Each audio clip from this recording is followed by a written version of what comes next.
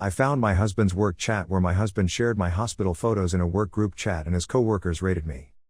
I never imagined writing something like this on Reddit. I'm still in shock about what happened, but I need outside perspectives. 3 days ago, my world fell apart. I, 30F, was sitting on our couch while my husband Ryan, 32M, took a shower. We've been married for 5 years, have a 2-year-old son named Max, and until recently, I thought we had a good marriage. Ryan left his laptop open on the coffee table. A notification popped up from a messaging app I didn't recognize. I normally wouldn't look, but something felt off lately. Ryan had been acting strange, always on his phone, working late, barely talking to me beyond discussing Max or household tasks. So I clicked on the notification. The screen opened to a group chat with Ryan's coworkers from Global Tech Solutions, where he started working about 10 months ago. As I scrolled through the messages, my hands started shaking so badly I nearly dropped the laptop. This wasn't just any work chat. The men were sharing and rating photos of women, their wives, girlfriends, and female coworkers. They made crude comments about body parts, discussed which women they'd like to sleep with, and shared personal details about intimate relationships. But what gutted me was seeing Ryan wasn't just participating, he was one of the main contributors. He had shared multiple photos of me without my knowledge or consent. Beach vacation photos where I was in a bikini. A picture from a family gathering. And most horrifyingly, a photo taken shortly after Max was born, when I was still in the hospital bed, exhausted after 28 hours of labor. His coworkers rated me, made disgusting comments about my body, and Ryan laughed along with them. I sat there frozen until Ryan came out of the bathroom. I confronted him immediately. At first, he denied everything, but when he realized I had seen the messages, his face changed. He admitted to it but tried to minimize what he'd done, calling it just guys being guys and harmless fun. He didn't seem to understand the severity of his actions. I packed a bag for Max and myself and went to my brother Tom's apartment. Ryan has been calling and texting constantly, alternating between apologizing and accusing me of overreacting. To understand how we got here, I need to go back. Ryan and I met in a marketing class during our senior year of college. We were assigned to the same group project, and I noticed his creative ideas and work ethic. We started dating shortly after graduation and moved in together a year later. Ryan proposed on our 3-year dating anniversary during a weekend trip to the coast. Our wedding was small but perfect, just close friends and family. The first few years of marriage went well. We both had entry-level marketing jobs, spent weekends exploring our city, and talked about our future together, buying a house, starting a family, advancing our careers. When I got pregnant with Max 3 years ago, it wasn't planned, but we were excited. My pregnancy was difficult. I had severe morning sickness throughout, and complications put me on bed rest for the final 2 months. Ryan seemed supportive but visibly stressed by the changes and responsibility ahead. When Max arrived after a complicated 28-hour labor, parenthood hit us hard. The sleepless nights, constant worry about the baby, balancing work and a newborn, it all took a toll. We started arguing over small things we previously would have laughed off. Things improved when Ryan got a job offer from Global Tech Solutions about 10 months ago. It was a step up with better pay and opportunities. The extra income allowed us to hire a part-time nanny, taking some pressure off. Ryan seemed energized by the new role at first. Looking back, I see the warning signs. Ryan stopped sharing details about his workday. He spent more time with colleagues after hours for team building. When I asked questions about his new workplace friends, he gave vague answers. He started hiding his phone screen when I walked into the room. The final clue came 2 weeks ago on our anniversary. I planned to surprise Ryan with lunch at his office. When I arrived, the receptionist gave me an odd look and said Ryan was at an all-day team building event. I left the food with her and went home disappointed. That night when I mentioned my visit, Ryan looked flustered and quickly changed the subject. That's when I started paying closer attention to his behavior, leading to my discovery 3 days ago. Ryan's family has been texting me, telling me I'm overreacting and that all guys talk like this. My parents suggested giving him another chance for Max's sake. Only my brother Tom and his wife fully support my decision to leave. I feel trapped in an impossible situation. Part of me remembers the Ryan I fell in love with, the man who held my hand through 28 hours of labor, who cried when he first held Max, who brought me soup when I had the flu last winter. Could that Ryan still exist somewhere? But the other part sees the messages, the photos, the betrayal. How can I ever trust him again? How can I be intimate with someone who shared private photos of me for his colleagues to judge? What kind of example would I set for Max by staying with a man who showed such disrespect? Practically speaking, divorce terrifies me. I switched to part-time work after Max was born. We live in an expensive city. The thought of becoming a single mother with limited income keeps me awake at night. I don't know what to do. Am I overreacting? Has anyone been through something similar? How do I move forward from here? Update 1 First, I want to thank everyone for the supportive comments on my original post. They gave me the strength to take action instead of staying paralyzed with indecision. After a week at my brother's place, I returned home to confront Ryan properly. I told Max to play in his room while Ryan and I talked in the kitchen. I demanded complete honesty about the group chat. The conversation lasted hours. Ryan revealed the chat started over a year ago, initiated by a senior manager at Global Tech Solutions as a way for the team to bond. Ryan claimed he felt pressured to participate to fit in and advance his career. This reminded me of how in college he always tried to impress the cool crowd even when it meant doing things that made him uncomfortable. What shocked me most was learning this wasn't an isolated incident. Ryan admitted similar chats existed across multiple departments at Global Tech Solutions, seemingly sanctioned by upper management as some twisted form of team building. I asked to see all the chats he participated in. Reluctantly, he showed me. Hundreds of messages and photos shared without consent, including pictures of female colleagues. The scope was far worse than I initially realized. Something clicked when I saw female coworkers being targeted.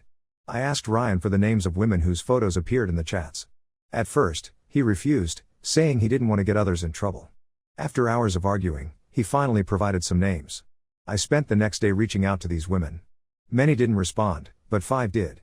One of them, Jessica, 27F, worked in HR at Global Tech Solutions and was devastated to learn her photo had been shared. We formed a group chat and shared our experiences. Some suspected something was happening but feared speaking up would jeopardize their jobs. Jessica decided to take action. She compiled evidence and reported directly to the company's board of directors, bypassing the management structure she knew was compromised. The board launched an immediate investigation. Within days, several high-ranking executives were suspended, and Ryan and his colleagues were called in for questioning. The atmosphere at Global Tech turned tense, with people pointing fingers and forming alliances. Ryan came home each day looking more stressed. He lost weight, couldn't sleep, and constantly checked his phone for updates. He begged me to forgive him, claiming he realized the severity of his actions and wanted to make things right. I contacted a divorce lawyer to understand my options. She explained the process, timeline, and potential financial implications. The consultation made everything more real. This wasn't just a bad dream I could wake up from. My family's response shifted once they understood the full situation. My parents, who initially encouraged reconciliation, now fully support whatever decision I make. My brother Tom continues to offer his apartment as a safe space whenever I need it.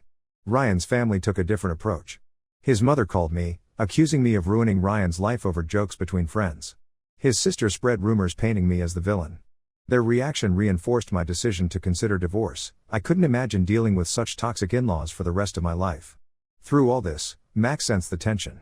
He became clingy, had nightmares, and asked questions about why Daddy slept on the couch. I tried to shield him from what was happening while wondering what kind of example I'd set by either leaving or staying. I started seeing a therapist who specializes in betrayal trauma. The sessions helped me process what happened and clarify what I wanted moving forward. My therapist suggested bringing Ryan in for couples counseling, but I wasn't ready for that step. Meanwhile, Jessica kept me updated on the investigation. More women came forward with similar experiences, revealing a company-wide culture of objectification and harassment. The board expanded their investigation to all departments. Last Friday, Ryan received notice that he was suspended with pay pending the outcome of the investigation. He spent the weekend alternating between blaming the company culture and accepting responsibility for his choices. I maintained distance, sleeping in the guest room and limiting our conversations to matters concerning Max. The situation continues to evolve daily. The company investigation is ongoing. I'm working with my lawyer on divorce paperwork but haven't filed yet. My focus remains on protecting Max and rebuilding my sense of security. I discovered strength I didn't know I had. Standing up for myself, reaching out to other victims, preparing for possible single parenthood. None of this has been easy, but taking action feels better than the paralysis of those first few days. I'll update again when there are significant developments. Thank you again for your support during this difficult time. Update 2: The past month brought major developments both at Global Tech Solutions and in my personal life. The company investigation concluded with dramatic results. The board fired 27 employees, including 4 executives and Ryan. They released a statement acknowledging the systemic issues of harassment and misconduct and their commitment to rebuilding the company culture. After the firings, Global Tech hired an external HR firm to overhaul their policies and implement mandatory sensitivity training. Jessica, who initially reported the misconduct, received a promotion to lead the new ethics compliance department. With Jessica's guidance, 15 women, including myself, filed a class action lawsuit against Global Tech Solutions, citing hostile work environment, harassment, and privacy violations. Our lawyer believes we have a strong case due to the extensive evidence and the company's admission of wrongdoing. The lawsuit attracted local media attention. Seeing our personal struggles become headline news felt overwhelming at first. Reporters called for statements, and strangers recognized me at the grocery store. I turned down interview requests, focusing instead on the legal process and keeping Max's life as normal as possible. Ryan's reaction to losing his job surprised me. The firing seemed to serve as a wake-up call. He enrolled in counseling and joined a men's group focused on addressing toxic behavior. He stopped making excuses for his actions and started taking concrete steps toward change. Despite these positive signs, I moved forward with divorce proceedings. The trust between us broke beyond repair. I filed the paperwork 3 weeks ago. Ryan didn't contest anything, agreeing to all my terms regarding property division, child support, and custody arrangements. We established a co-parenting plan with Max spending weekdays with me and weekends with Ryan. We communicate primarily through a co-parenting app that records all interactions and helps manage schedules. Face-to-face interaction happens only during drop-offs and pickups. An unexpected opportunity emerged from this situation. A non-profit organization that works to combat workplace harassment contacted me after reading about our case. They offered me a position as a speaker and advocate, sharing my experience to educate others and push for policy changes. I accepted the role, starting part-time while continuing my marketing job. The lawsuit and public nature of the situation affected our social circle. Several mutual friends stopped calling, uncomfortable with the publicity or unwilling to pick sides. Others showed unwavering support, dropping off meals, offering to watch Max, and checking in regularly. Ryan's family gradually ceased their campaign against me once the company investigation confirmed the severity of the misconduct. His mother still avoids direct contact, but she stopped spreading rumors and maintains a relationship with Max through Ryan's visitation time. Max adjusted to the new routine better than expected. He still asks questions about why Dad doesn't live with us anymore, but his nightmares decreased, and he returned to his playful self. I established consistent routines and focused on creating a stable environment despite the upheaval. My own parents stepped up tremendously, coming to stay with us for 2 weeks to help with the transition. My brother Tom and his wife regularly take Max for cousin sleepovers, giving me time to process paperwork and prepare for court appearances. I found an apartment closer to my office, with a park nearby and good schools in the district. We're moving in next month, another step toward building our new life. The road ahead remains challenging, but for the first time since discovering those messages, I feel in control of my future. The lawsuit continues, as does the healing process, but I've started to envision a life beyond this crisis. I'll post a final update after the lawsuit concludes and our divorce finalizes. Thank you for continuing to support me through this journey. Update 3: It's been over 7 months since I discovered Ryan's betrayal, and today I'm ready to share the final chapter of this story. The lawsuit against Global Tech Solutions settled out of court 2 months ago. The terms remain confidential under our agreement, but I can say the outcome satisfied all plaintiffs. More importantly, the company implemented comprehensive anti-harassment policies and became an unexpected model for workplace culture transformation. Several business publications featured case studies on how global tech turned their toxic environment around. My advocacy work with the nonprofit expanded to a full-time position.